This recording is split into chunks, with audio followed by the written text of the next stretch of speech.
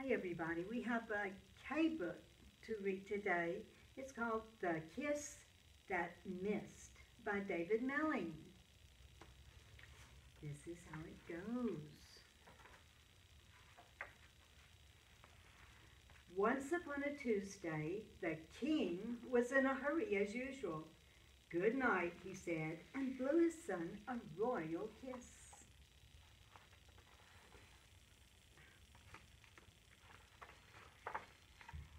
It missed. The young prince watched it rattle around the room, then bounce out of the window and into the night. The prince told the queen told the king, and the king had a quick word with his loyal knight. "Follow that kiss," he squawked.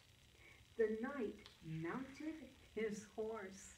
He had some trouble, eventually, and galloped off in hot pursuit until they came to the wild wood.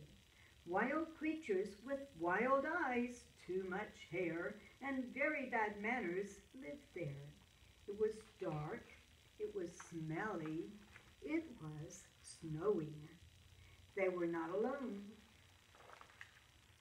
There were bears with long claws and growly roars, swooping owls of all shapes and sizes, and a pack of hungry wolves with dribbly mouths.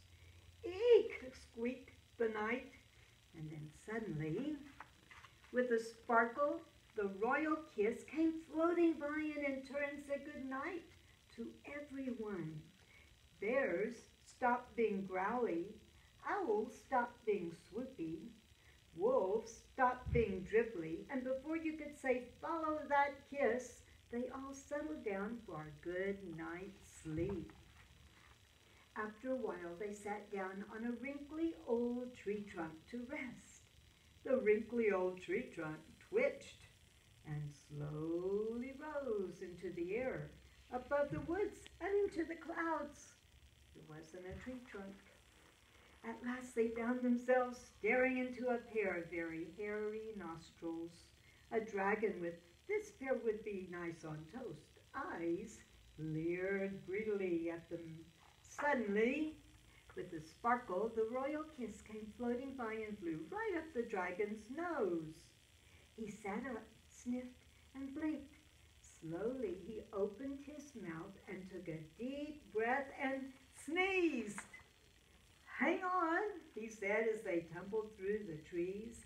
"Come back," he puffed as he lumbered after them, looking for the kiss. "I want to pick you up and kiss you good night." Slowly they all made their way back to the castle.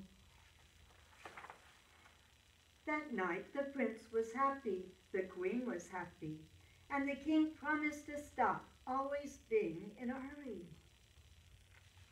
Here's the kiss. The prince brought it back. He made sure everyone was comfortable and slowly read them a bedtime story from beginning to end. Almost. Looks like he fell asleep too. And that's the end of the story, The Kiss That Missed. I hope you never miss any kisses.